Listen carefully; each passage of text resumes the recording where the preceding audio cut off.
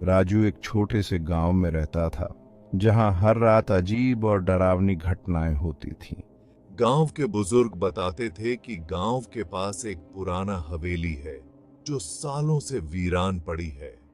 लोग कहते थे कि हवेली में रात होते ही भूत प्रेतों का वास हो जाता है। हाँ, मैंने भी सुना है कि वहाँ बहुत अजीब घटनाएं होती हैं। राजू ने कई बार इन कहानियों को सुना था, लेकिन उसने कभी भी इन पर विश्वास नहीं किया। एक रात मैंने तय किया कि मैं इस रहस्य को सुलझाने के लिए खुद हवेली जाऊंगा। वह रात का इंतजार करने लगा, और जैसे ही रात हुई, वह एक टॉर्च और कुछ खाने पीने का सामान लेकर हवेली की ओर निकल पड़ा। हवेली पहुंचते ही उसने देखा कि वहां सब कुछ धुंधला और अजीब लग रहा था। हवेली के दरवाजे खुद ब खुद खुल गए। मैंने साहस जुटाया और अंदर कदम रखा। अंदर का माहौल ठंडा और भयानक था। दीवारों पर अजीब अजीब चित्र बने हुए थे, जो किसी भी सामान्य इंसान को डरा सकते थे। जैसे ही राजू अंदर बढ़ा, उसने महसूस किया कि कोई उसके पीछे चल रहा है।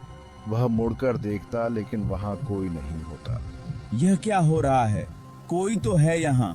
अचानक एक दरवाजा खुद ब खुद बंद हो गया और पूरे घर में गूंजती हुई आवाज आई। तुम्हारा यहाँ आना मना है। राजू का दिल तेजी से धड़कने लगा, लेकिन उसने अपनी हिम्मत नहीं हारी। उसने आगे बढ़ते हुए सीढ़ियां चढ़नी शुरू की। जैसे ही वह पहली मंजिल पर पहुंचा, उसने देखा कि एक पुराने झूले पर एक परछाई हिल रही है। वह डरते डरते झूले की ओर बढ़ा और देखा कि वहां एक बूढ़ी औरत बैठी हुई है। उसकी आंखें लाल और चेहरा झुर्रियों से भरा हुआ था। आप कौन हैं?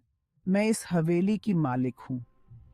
यहाँ पर सालों पहले मेरी हत्या कर दी गई थी और तब से मैं इस जगह पर कैद हूँ। हर रात मैं उस दर्द को फिर से जीती हूँ।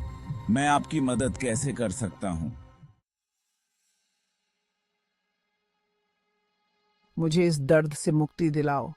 मेरी हड्डियों को गांव के पुराने शमशान में जाकर जलाओ, तभी मुझे शांति मिलेगी।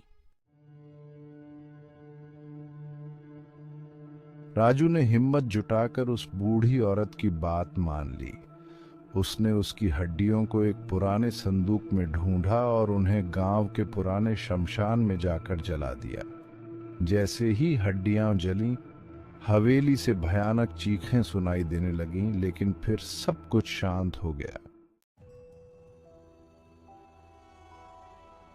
राजू ने हवेली से वापस गांव की ओर देखा तो हवेली अब खंडहर हो चुकी थी। वह जान गया कि उसने उस बूढ़ी औरत की आत्मा को मुक्ति दिला दी थी, लेकिन गांव में अब भी हवेली की रहस्यमयी कहानियां सुनाई जाती हैं और लोग कहते हैं कि राजू ने जिस रात वह कार्य किया, वह रात आज भी सबसे भयानक रात मानी जाती है। हाँ,